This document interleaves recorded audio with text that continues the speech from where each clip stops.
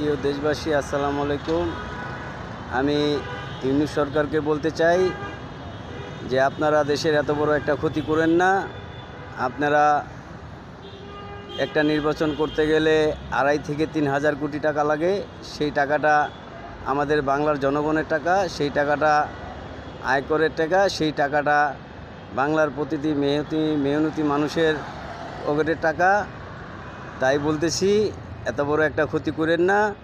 আপনারা কোনো দলকে বাইরে রেখে নির্বাচন দিয়েন না, সেটা হবে দেশের জন্য মঙ্গল। আপনারা সব দলকে সাথে নিয়ে নির্বাচন করেন, সেই নির্বাচনটা ফলপ্রসূ হবে। সেই নির্বাচনটা আন্তর্জাতিকও আপনি মেনে নেবে, বাংলার জনগণও মেনে নেবে। কিন্তু আপনারা কোনো দলকে বাইরে রেখে নির্বাচন দিয়েন না, দেশের এতগুলা টাকা আপনারা গচ্চা দিয়েন না।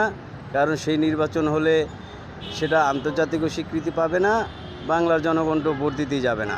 বাংলাদেশে বর্তমানে যদি 12 কোটি প্লাস ভোটার হয়ে থাকে, তার ভিতরে ধরেন 4.5 থেকে 5 কোটি ভোটার আছে আওয়ামী লীগের। আপনারা যতই আওয়ামী লীগ বিরোধিতা করেন, আওয়ামী লীগের সাধারণ মানুষের ভোটগুলো সেগুলো কোথায় যাবে? তারা তো ভোট কেন্দ্রেই যাবে না। আপনারা বিভিন্ন জরিপ দেখতেছেন, আন্তর্জাতিক থেকে শুরু করে বাংলাদেশের মিডিয়াও অনেক জরিপ করেছে, সেই জরিপগুলো আপনারা দেখেছেন। কিন্তু আপনারা কেন যে বুঝতেছেন না যে হ্যাঁ, কোনো দলকে বাইরে রেখে নির্বাচন করাটা সঠিক হবে না, সেটা আল্লাহই জানে। আপনারা ভয় পাচ্ছেন কেন? আওয়ামী লীগকে বাংলার জনগণ বয়কট করেছে, বাংলার জনগণ তাড়িয়ে দিয়েছে, তাহলে আওয়ামী লীগ নির্বাচন করলে দোষ কোথায়? আওয়ামী লীগকে যদি ভোট না দেয়, আওয়ামী লীগ তো আর সরকার আসতে পারবে না। আপনারা জনগণের উপরে ছেড়ে দেন। আপনারা হানা ভোট দিতে চান, হানা ভোট আপনারা কিসের উদ্দেশ্যে দিতে চান? আপনারা কি যে করতে চাচ্ছেন সেটা বাংলাদেশের মানুষ আপনাদেরকে এখনও বুঝে উঠতে পারছে না। কিন্তু এটুকু বুঝছে যে বাংলাদেশটাকে আপনারা ধ্বংসের দ্বারপ্রান্তে নিয়ে গেছেন। বাংলাদেশটা যে একেবারে খুবই আপনাদেরকে একটা বিশ্বের কাছে একটা পচামার্কা দেশ হয়ে গেছে, সেটা আমরা বিভিন্ন সংবাদ মাধ্যমে জানতে পারি।